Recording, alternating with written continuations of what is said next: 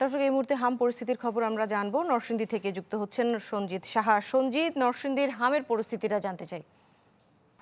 দৃষ্টি দিন দিন কিন্তু নরসিংদীতে হাম আক্রান্ত শিশুর সংখ্যা বৃদ্ধি পাচ্ছে এবং আজকে সর্বশেষ তথ্য অনুযায়ী গত 24 ঘন্টায় কিন্তু নতুন করে এই নরসিংদী সরকারি হসপিটালগুলোতে 16 জন হাম আক্রান্ত সন্দেহে কিন্তু শিশু ভর্তি হয়েছে এবং কি বুঝলেন ভাই?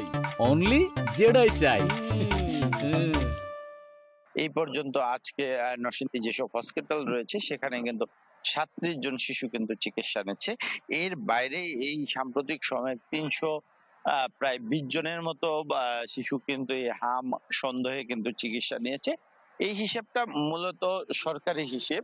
এর বাইরেও কিন্তু বেসরকারি যেসব হসপিটাল রয়েছে সেসব হসপিটাল থেকেও কিন্তু শিশুরা চিকিৎসা নিচ্ছে। তো সব মিলিয়ে যদি বলতে চাই, আসলে হাম আক্রান্তের যে সংখ্যা সেই সংখ্যাটা আসলে ক্রমান্বয়ে কিছুটা বাড়ছে এবং এই সব আক্রান্ত রোগীগুলি কিন্তু হসপিটাল এবং বিভিন্ন প্রাইভেট চিকিৎসা কেন্দ্র যেগুলো রয়েছে সেখানে চিকিৎসা নিচ্ছে এবং এই হাম প্রতিরোধে কিন্তু সরকারের পক্ষ থেকে নরসিংদীতে টিকা কার্যক্রমও চলছে এবং এটা নিয়মিত টিকা কার্যক্রমটা চলবে এবং আগামী 20 তারিখ পর্যন্ত এই টিকা কার্যক্রমটা চলবে। তো সব মিলিয়ে যদি আমি বলতে চাই যে হামের যে সংক্রমণ, সেই সংক্রমণ আসলে রোধ করার জন্য কিন্তু শিশুদেরকে নিরাপদ স্থানে রাখার পরামর্শ দিয়েছে, কারণ এটি যেহেতু একটা হাঁচি কাশি এবং ছোঁয়াচের মধ্য দিয়ে এটি ছড়ায়, সেই জন্য অভিভাবক যারা রয়েছে চিকিৎসকদের পরামর্শ অনুযায়ী চলার পরামর্শ দিয়েছে। এই ছিল সর্বশেষ অবস্থা। দৃষ্টি। জি, সঞ্জিত সাহা, ধন্যবাদ আপনাকে আমাদের সাথে যুক্ত হওয়ার জন্য।